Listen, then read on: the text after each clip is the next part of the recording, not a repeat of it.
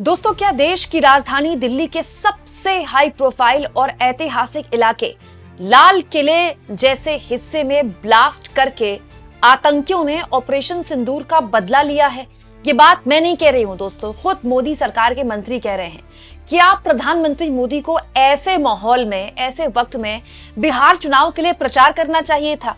क्या प्रधानमंत्री मोदी ने विदेश निकलने में थोड़ी जल्दबाजी कर दी? ऐसे वक्त में मोदी को विदेश निकलना चाहिए था। बहुत सी बातें हैं जो इस वक्त देश के राजनीतिक और सुरक्षा गलियारों में तैर रही हैं दोस्तों। दिल्ली के लाल किले इलाके में कल शाम जिस तरह से भीषण बम धमाका हुआ और उसमें कई लोगों की जान चली गई। आधिकारिक तौर पर मैं कुछ नहीं कह सकती क्योंकि कुछ न्यूज चैनल्स में चल रहा है 11 लोगों की मौत हो गई, कुछ चला रहे हैं 8 लोगों की मौत हो गई, कुछ चला रहे हैं 9 लोगों की मौत हुई है।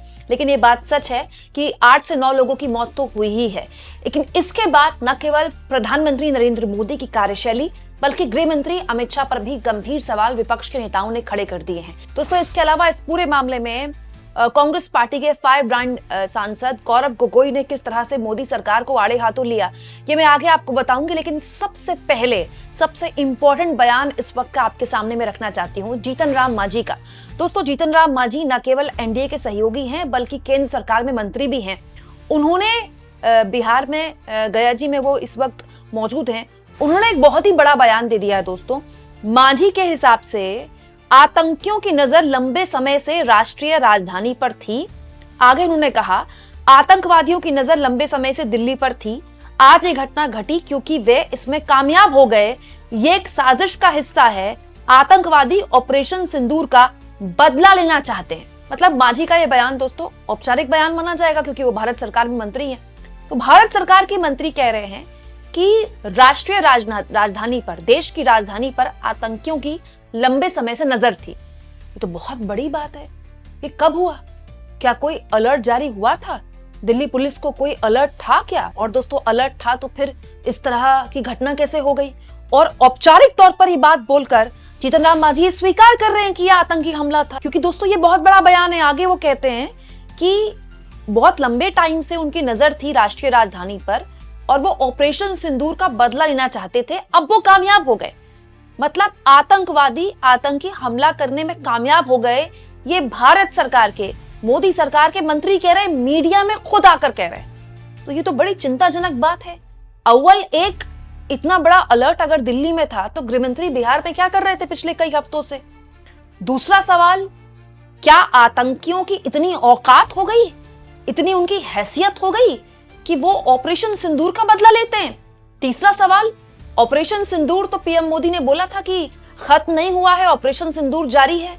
तो फिर इतनी कैसी हिमाकत हो गई आतंकवादियों की कि वो दिल्ली में इस तरह की घटना को अंजाम देने में कामयाब रह गए? वहीं दूसरी ओर दोस्तों, सोशल मीडिया में पीएम मोदी के भूटान दौरे और बिहार प्रचार को लेकर, बिहार चुनाव को लेकर जो उन्होंने बयान दिया, इसकी भी बहुत आलोचना हो रही है। दोस्तों, आज बिहार में दूसरे चरण का मतदान है। बहुत ही इंपॉर्टेंट मतदान है ये। इसके लिए पीएम मोदी ने बिहार में चुनाव के लिए जो एक औपचारिक बयान होता है, जो हमेशा पीएम देते हैं किसी भी राज्य में चुनाव होता है, तो वो एक बयान दिया कि बढ़ चढ़कर आप घर से बाहर निकले, वोट करें उसके। और पीएम मोदी भूटान के अपने तय कार्यक्रम के तहत विदेश दौरे पर भी निकल चुके हैं। उस कार्यक्रम, दोनों ही सोशल मीडिया एक्स पर जो पोस्ट पीएम ने लिखे, इसको लेकर अब उनकी आलोचना हो रही है। दोनों ही पोस्ट से मैंने कमेंट बॉक्स से ये दोस्तों ट्वीट्स उठाए हैं। जैसे एक यूजर लिखते हैं, सिर्फ कॉन्फ्रेंसेस देने को पीएम और एचएम है क्या इस देश में? दोस्तों, रोशन राय नाम के यूजर लिखते हैं, सर वक्त मत बर्बाद कीजिए, बिहार इलेक्शन में कट्टा जैसे जोक्स आपके लिए ज्यादा इंपॉर्टेंट थे, इस पर फोकस कीजिए। देश तो वैसे भी भगवान भरोसे चल रहा है। द बैड इंजीनियर नाम का यूजर लिखता है, कॉन्डोलेंसेस नोट कर ली गई हैं लेकिन अकाउंटेबिलिटी यानी कि जवाबदेही मिसिंग है। दिल्ली को बेहतर सुरक्षा चाहिए। तो तन्मय नाम के यूजर लिखते हैं, क्यों आप गृह मंत्री का इस्तीफे की डिमांड नहीं कर रहे? इंटेलिजेंस डिपार्टमेंट उनके अंदर है, उसके बावजूद भी पहलगाम आतंकी हमला हो गया और उसके बाद दिल्ली का केस हो गया। भारत को इतने इनकम्पिटेंट, मतलब इतने नकारा गृह मंत्री कभी नहीं मिले इतिहास में। दोस्तों, वहीं कांग्रेस पार्टी के सांसद गौरव गोगोई ने कहा, पहले पहलगाम और अब दिल्ली। 2025 में भारतीय नागरिकों को आतंकवाद का शिकार होते देखना बेहद दुखद और स्तब्ध करने वाला है। एक लोक सेवा के रूप में हमारा पहला कर्तव्य अपने नागरिकों को सुरक्षित रखना है। इन आतंकी हमलों के पीड़ितों के प्रति मेरी संवेदना है और मैं घायलों की कुशलता की कामना करता हूं। इस समय इस त्रासदी के पीछे छिपे आतंकियों और तथ्यों का बेरहमी से पीछा किया जाना चाहिए और हम आत्मनिरीक्षण और जवाबदेही से बच नहीं सकते। इस समय भारत को एकजुट और मजबूत रहना चाहिए। ये बात बिल्कुल सच है दोस्तों। हर लिहाज से हमारे लिए इस समय किसी भी राजनीतिक आरोप प्रत्यारोप में जाने का टाइम नहीं है, क्योंकि ये दिल्ली के उस इलाके में ब्लास्ट हुआ है दोस्तों, जिसको हम चेरिश करते हैं दोस्तों। लाल किला मुगलों ने बनवाया, लेकिन हर 15 अगस्त को भारत की चाहे कोई भी पीएम रहे हो, उसी की प्राचीर से देश को संबोधित करते हैं। और दोस्तों लाल किले के आसपास किसी भी तरह की ऐसी गतिविधि होती है तो पूरी दुनिया में हेडलाइन बनती है, और इसी उद्देश्य के साथ ये किया गया है। तो जाहिर तौर पर हमारे लिए इस समय एकजुट होने के अलावा हर लिहाज से हमें एकजुट होना चाहिए। लेकिन लोग ये डिमांड कर रहे हैं, विपक्ष के नेता ये डिमांड कर रहे हैं कि प्रधानमंत्री और गृह मंत्री जवाबदेही से कैसे बच रहे हैं, खाली संवेदनाएं प्रकट करने से कैसे होता है। जैसे तृणमूल कांग्रेस की सांसद महुआ मोइत्रा, उन्होंने भी यही बोला, भारत को एक सक्षम गृह मंत्री की जरूरत है, ना कि एक पूर्णकालिक नफरत फैलाने वाले मंत्री की। क्या यह अमित शाह का कर्तव्य नहीं है कि वह हमारी सीमाओं और हमारे शहरों दोनों की सुरक्षा करे? वह हर मोर्चे पर इतनी बुरी तरह से विफल क्यों है? अभिषेक बनर्जी ने भी इस पूरे मामले में बयान दिया है, और हर कोई यह सवाल पूछ रहा है कि दिल्ली में ब्लास्ट हुआ, दिल्ली पुलिस गृह मंत्री के अंदर आती है, गृह मंत्रालय के अंदर पूरे देश की सुरक्षा आती है, प्रधानमंत्री और गृह मंत्री बिहार चुनाव में घुसपैठिए ढूंढ रहे थे और एक्चुअली में दिल्ली आतंकियों के रडार में थी, और ये बात खुद भारत सरकार के मंत्री बता रहे हैं, और उसके बावजूद भी वो कामयाब हो जाते हैं इस तरह के आतंकी हमले को अंजाम देने में।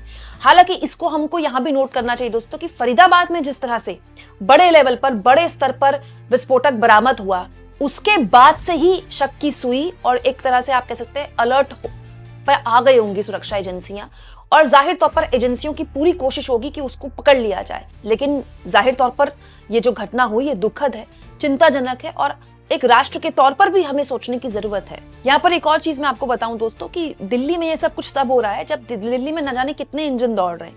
दिल्ली में सरकार बीजेपी की बन चुकी है, दिल्ली में पुलिस बीजेपी की है, दिल्ली में एमसीडी बीजेपी की है, दिल्ली में पूरी की पूरी केंद्रीय कैबिनेट बैठती है, वहां पीएम बैठते हैं, वहां राष्ट्रपति बैठते हैं। पूरा का पूरा तंत्र बीजेपी की सरकार के, एनडीए सरकार के अंतर्गत आता है। जैसे मैं रेखा गुप्ता के बारे में आपको बताऊं, दिल्ली की मुख्यमंत्री रेखा गुप्ता ने इस पूरी घटना पर जो पहला पोस्ट किया वो रात को 10:37 पर था। दोस्तों 10:37 तक तो देश के गृह मंत्री घटनास्थल पर दौरा भी कर चुके थे, बयान भी दे चुके थे, और इतना लेट, मतलब आप कह सकते हैं कि घटना 6:30-7 बजे के आसपास हुई है, तब से लेकर अब तक रेखा गुप्ता को कितने घंटे लग गए संवेदना प्रकट करने में, केवल संवेदना प्रकट करने पे। यहाँ हमको ये भी नहीं भूलना चाहिए, रेखा गुप्ता ने भी काफी वक्त बिहार में प्रचार में बिताया था। इसके अलावा एक और सोशल मीडिया में पोस्ट नरेंद्र मोदी का वायरल हो रहा है दोस्तों, जिसमें मोदी बता रहे हैं कि भारत को एक स्ट्रॉन्ग सरकार चाहिए, मजबूत सरकार चाहिए, मोदी मैटर नहीं करता, मैं वापस जाकर अपनी दुकान खोल सकता हूँ चाय की, लेकिन जो भारत है, nation can't suffer anymore, nation और सफर नहीं कर सकता। मोदी जी 2014 में ये बात बोलते थे। आज सोशल मीडिया में उनका ये बयान फिर से वायरल किया जा रहा है कि मोदी जी तब ये बोलते थे कि मोदी मैटर नहीं करता, मैं तो दोबारा जाकर चाय बेच सकता हूँ, लेकिन भारत को एक स्ट्रॉन्ग सरकार चाहिए। अब ये क्या हो रहा है भारत में दोस्तों, हमें नहीं भूलना चाहिए कि पहलगाम आतंकी हमला भी इसी साल हुआ है, उसके बाद ऑपरेशन सिंदूर हुआ, उसके बाद सीज फायर हुआ, उसके बाद से लगातार भारत और पाकिस्तान की तरफ से एग्रेसिव बयानबाजी लगातार जारी, और उसके बाद दिल्ली में ये ब्लास्ट हो जाता है। और भारत सरकार के मंत्री कहते हैं कि आतंकवादियों की नजर देश की राजधानी पर लंबे वक्त से थी और वो ऑपरेशन सिंदूर का बदला लेना चाहते थे। हालांकि ये भी बात सच है दोस्तों कि पीएम मोदी का जो विदेश दौरा है, इसको इस तरह से भी लिया जा सकता है कि हो सकता है कि भारत सरकार इस पूरे मामले में ऐसा कोई मतलब इशारा नहीं देना चाहती हो, ऐसा किसी भी तरह का परसेप्शन नहीं बनाना चाहती हो कि भारत सरकार पैनिक में है। ये सब जैसे देखिए दोस्तों, रक्षा मंत्री भी आज एक कार्यक्रम में बोलने वाले थे, वो अपने तय कार्यक्रम के तहत उस कार्यक्रम में बोलने वाले हैं। तो सब कुछ तयशुदा चीजों के तहत चल रहा है। ये परसेप्शन दिखाने का भी एक रणनीति होती है कि we are not in panic, सब कुछ चीजें अंडर कंट्रोल है। हो सकता है कि इस वजह से भी ये किया जा रहा हो। आप इस मुद्दे पर क्या सोचते हैं, कमेंट बॉक्स में जरूर लिखें, और जितना हो सके दोस्तों चैनल को शेयर भी करें और सब्सक्राइब भी।